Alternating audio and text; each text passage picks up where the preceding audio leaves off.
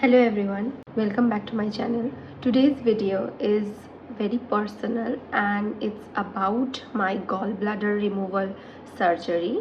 I did a laparoscopic surgery, which in case of gallbladder surgery it's mostly happened cholecystectomy or something like that, where the whole gallbladder organ is removed. So this video will help those who is about to get it done or who has just recently done it and are quite unaware what to do and what happens. And because जब मुझे ये हुआ था I was very like I don't know कि मैं बहुत डर गई थी, क्योंकि सर्जरी है, छोटा हो या ज़्यादा बड़ा हो तो हमको डर लगता ही है. So I was very scared. So I was doing a lot of research and proper info कि कैसा होता है प्रोसीजर, देन प्रोसीजर के उससे भी मतलब बाद में कैसा होता है, how you feel afterwards, how to deal with it and what are the process एंड कितना महीना लगता है to like get rid of the pain और द सर्जरी स्टेप्स. सो इसलिए मैं ये वीडियो बना रही हूँ. So everybody who is going through it और will be going through it और has gone through it helps. So let's get started.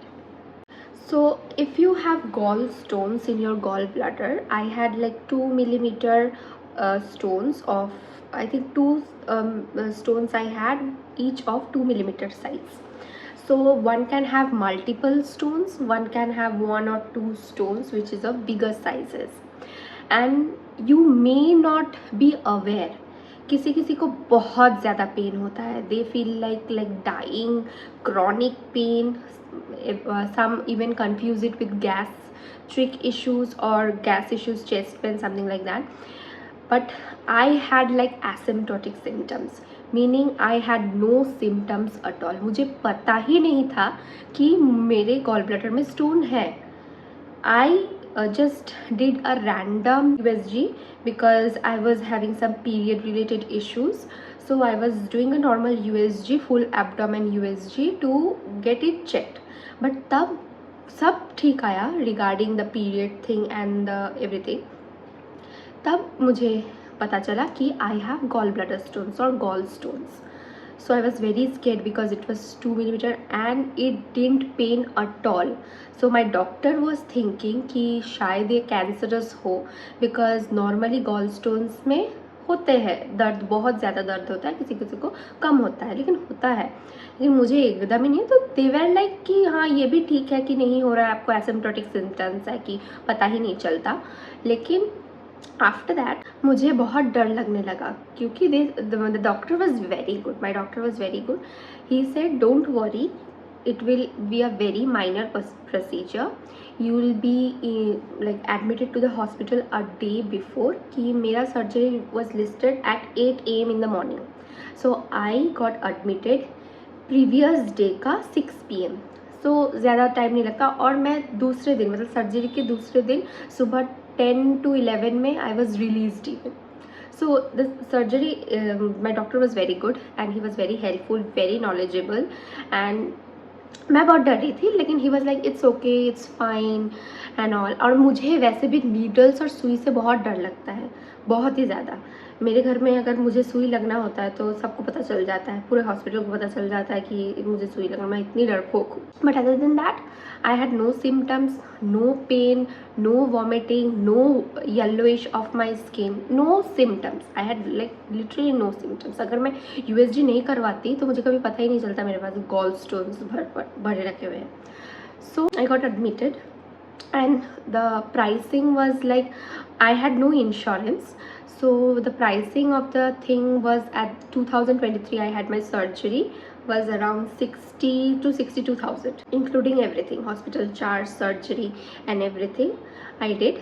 It was 62,000 then. And my doctor was Dr. Shumon Todi. He is very good. He is very good. Even my mother, after me, I recommended to multiple people. Even my mother-in-law had with the same doctor and she's also doing very well.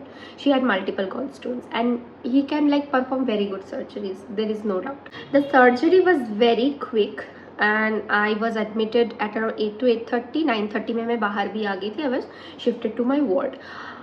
But before the surgery happen, because मुझे full anaesthesia होना था, because I have thyroid. So my doctor, the anaesthesia doctor and my surgeon called my mom and dad and said कि इनको thyroid है, सो may be anaesthesia के लिए थोड़ा सा टाइम लगेगा to like wake up because she has thyroid.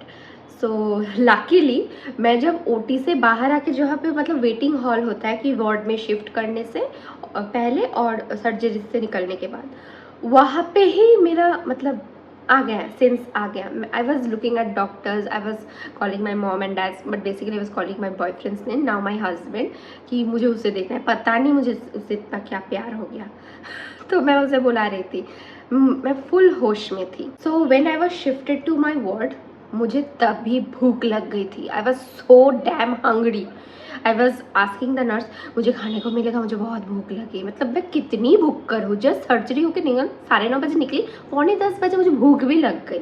I was looking for some food and my doctor visited at around 10 AM कि आप ठीक हो एंड वगैरह वगैरह, you will be fine no matter. और मेरा ग्लू स्टिचेस हुआ था, पेस्ट कर दिया था. सो एवरीथिंग वॉज लाइक, मुझे स्टिचेस नहीं हुआ था, नॉर्मल ग्लू स्टिच हुआ था. So other than that I was doing very well, there was no pain. I was सिर्फ जहाँ पे वो सलाइन डालने के लिए जो सुई होता है वो घुसा, तो उसमें दर्द था. मुझे पेट में कुछ दर्द ही नहीं हुआ. मतलब इवन आफ्टर दैट एवरीथिंग मुझे पेट में उतना दर्द नहीं हो रहा था. All the pain I was feeling in my hand, the whole hand. तो मुझे भूख लग गई थी. I was looking for food, I was asking the nurses for food. So they gave me a dal का soup. It was good and tasty. I had it, it was fine. फिर मुझे फिर से भूख लग गया. It was 12 PM. मुझे फिर से भूख लग गई एंड माई डॉक्टर सेड कि आप you can have normal lunch and we Bengalis we normally have non veg, so fish is the healthiest thing. मतलब eggs and chickens we don't have like हम जब बीमार होते उतना नहीं खाते जितना हम फिश खाते हैं. तो माई डॉक्टर सेड कि give her fish and everything. So जब मुझे लंच देने का टाइम हुआ, मेरा नर्स बदल गया था. So at that time the nurse came in and say, नहीं आपको तो ऐसा कुछ खाना नहीं मिलेगा, आपका तो सर्जरी हुआ है, आप नहीं खा सकते. आई वॉज लाइक हाँ, मैं तब भी झगड़े के मूड में आ गई. हाँ, मेरे डॉक्टर ने बोल के गया है मुझे फिश थाली देने के लिए, मुझे फिश थाली दो, डॉक्टर से पूछ के आओ, मुझे फिश थाली चाहिए. एंड एवरीबडी वॉज लाफिंग कि ये सर्जरी हुआ है इसको देखो तो खाने के लिए आई है, वेकेशन मनाने के लिए. सो they bought me fish thali, but my hand was not working and this with left hand I can't eat and do nothing with the left hand. So मेरी मम्मी ने मुझे fish खोल के दिया, तो I had food. I was very happy कि हाँ हो गया. फिर everything was normal, मुझे दर्द भी नहीं हो रहा था. That day I was only going to washroom with the help of nurses and other than that मुझे पेट वेट वगैरह में कुछ दर्द नहीं था, सिर्फ हाथ में ही थोड़ा सा दर्द था. Next day also my doctor came in early in the morning at around 6 to 7 AM and he asked me कि आप ठीक हो वगैरह वगैरह, आप चलो. He like strictly give me this direction कि आप चलो, उठो उठो उठो, चलो कुछ नहीं हुआ है तुमको, उठो. सो मैं चलने लगी. आई वॉज प्रिटी नॉर्मल, मैं चल रही थी. I was waiting for my family to come and pick me up because वो मेरा डिस्चार्ज वाला दिन था. So everything was going normal. So my doctor said to my mom कि don't give her too spicy food at least for 15 to 20 days. Give her normal light fish with normal, हमारे में होता है कि पातला माछेर झोल, मतलब fish in very light curry with almost no masala, very less, मतलब with only ginger, no onion, no garlic and with I think कच्चा बनाना, उसे क्या पता है, कच्चे केले का समथिंग, वो सब आप दो. No chicken, no mutton, no eggs, no nothing, only fish you give her light and light खाना, no boiled food. He strictly asked my mom not to give her any kind of boiled vegetables or boiled fruits because उससे gas form होगा. तो only normal खाना, no roti, no nothing, only rice and this thing and no बाहर का खाना for at least 20 days. And ज़्यादा jerking नहीं, like bike पे चढ़ना नहीं, गाड़ी में avoid, stay indoors. So other than that he didn't like ये मत खाओ वो मत खाओ, कुछ नहीं बोला. I was fit and fine. I came back home, Ola उबर करके मैं घर आ गई. फिर मुझे प्रॉब्लम हुआ नेक्स्ट डे से बिकॉज एनेस्थीसिया हुआ था. मुझे प्रॉब्लम हुआ कि मुझे पॉटी नहीं हो रही थी, विच माई डॉक्टर सेड कि ये 2-3 दिन में प्रॉब्लम होगा बिकॉज एनेस्थेशिया की वजह से your systems get hung up और समथिंग लाइक दैट, सो आपको इशू हो सकता है constipation. So I literally had to wait long, which I hate. Wait for a long time. He gave me medicines also to have like normal flow. So with everything I did for 2 days like that. Other than that I had no issues. और हाँ, एक important चीज़ जो उन्होंने मुझे कहा कि भारी चीज़ें मत उठाओ at least for 1 month because glue stitches है अंदर भी जो मतलब गॉल ब्लैडर कट करके 2 पिन लगा देते हैं ऑन द बाइल डक्ट्स ताकि बाइल नीचे ना फ्लो हो, नॉर्मली जैसे पाइप से डायरेक्ट पाइप से फ्लो होकर नीचे चला जाए. So for 1 month don't pick up heavy stuffs. Other than that वो उन्होंने मुझे कुछ नहीं कहा, कुछ नहीं. So after that 2 to 3 days I was normal. सिर्फ मुझे थोड़ा सा उठने में, क्योंकि यहाँ पे स्टिचेस थे और कुछ भारी भारी सा लग भी रहा था और मैं इस हाथ से मतलब उठ भी नहीं पा रही थी क्योंकि दर्द था इसमें बहुत. सो मुझे थोड़ा सा उठने में, अगर सोई हुई हूँ मुझे उठने में थोड़ा सा प्रॉब्लम हो रहा था. So everybody around was helping me और that was only for like 3 to 4 days because 10th day में तो मैं बाइक में चढ़ के बाहर भी निकल गई थी विथ माई हस्बैंड. घर का कुछ खाया नहीं, लेकिन आई वॉज आउट बिकॉज मैं 2-3 हफ्ते से घर में ही थी. I was very bored. So I went out. और सबसे ख़राब बात है, मेरा सर्जरी हुआ आई थिंक 6th को, 7th को आई वॉज आउट. मेरा 9th को पीरियड हो गया, 9th को नहीं 8th को रात को पीरियड्स हो गया. बोलो क्या है इनको तो कुछ नहीं. और मेरा डेट था 15-16 को, वो 8-9 तारीख को ही हो गया. ये पता नहीं क्या है पीरियड का कि कुछ भी हो अंदर से घुस के आ जाना है इनको, कि होना है और दर्द दो इनको और दर्द, मुझे मज़ा आता है. तो ये सब हुआ and all after the gall bladder thing and stuff. मुझे 1 महीने तक तो कुछ इतना प्रॉब्लम, बिकॉज मैंने 1 महीने के बाद मैंने नॉर्मल अपने बस से ऑफिस जाना भी चालू कर दिया था, walking with my laptop bag, food and everything. So I like normal things I started doing. It was everything good. But मैंने जब ऑयली फूड, बिकॉज मैं बहुत फास्ट फूड खाती हूँ and I love it, so which I know it's not good, but फिर भी मैं खाती हूँ, इसलिए आई स्टार्टेड हैविंग इट. मुझे रिपीटेड डायरिया होने लगा, पेट खराब, मुझे बहुत पेट खराब, फिर चेस्ट में जलन ऐसा होने शुरू हो गए. For like this was like after 1 month, 2 month, 3 month when I started having fast foods and oily food, तब ये प्रॉब्लम आना होगा. फिर मैंने जब चेकअप के लिए गई आफ्टर 3 months, ही सेड कि you have to limit oily food, have like once in a month or twice in a week, which is impossible for me. So I started having once in a week or twice in a week, which helped me reducing like the diarrhea issue and the chest pain or gastric issue. Other than that I had no other issue. और एक चीज़, अगर आपको मतलब fast food में इतना भी कुछ शौक नहीं है, avoid oily food at home also. ज़्यादा फ्राइड, लाइक मैं अगर फुचका खा लेती हूँ अभी, which is golgappa for others, so उससे मुझे एसिडिटी हो जाती है. दही का कुछ खा लिया तो एसिडिटी हो जाती है, दूध का कुछ खा लिया एसिडिटी हो जाती है, फिर कुछ मैदा वाला चीज़ खा लिया, लूची पूड़ी ये सब खा लिया तो मुझे एसिडिटी हो जाती है और पेट में गैस फॉर्म हो जाता है. तो I try to avoid, still I eat but in limited moderation, but मुझे गैस हो जाता है. और अगर आप वो हमारे में तो शुकनो लौंग का बोलते हैं, क्या बोलते हैं उसको, ड्राइड चिली, लौंग वाला जो आता है ड्राइड चिली, वो अवॉइड करना होता है फॉर एटलीस्ट 2 to 3 months, क्योंकि ना एसिडिटी का बहुत इशू होता है. मुझे तो हुआ था, तो मेरे डॉक्टर को मैंने व्हाट्सएप किया एंड ही सेड कि avoid for at least 3 months, you will be fine later. तो अभी अगर control, 3 months is like probation period, उसमें आपको बहुत ध्यान रखना होता है. अगर उस टाइम कुछ गड़बड़ी की ना तो लाइफ टाइम में भी डायरिया गैस वाला इश्यूज हो सकता है. इवन मैंने एक्सरसाइज भी I stopped doing for at least 3 to 4 months. Normal exercise I started after 3 months, like normal brisk walking and all, because he asked me to do exercise. So even after 2 weeks of surgery he asked me कि भारी का कुछ मत करो या फिर cardio मत करो, लेकिन वो स्टेयर से ऊपर नीचे उतरो और ऐसा करो. बैठे मत रहो, बी एक्टिव। भारी कुछ मत उठाओ या फिर डम्बल्स वम्बल से कुछ मत करो, घर का भारी काम मत करो, बैठ के पोछा मत लगाओ, झाड़ू झुक के झाड़ू मत लगाओ, ये सब मत करो।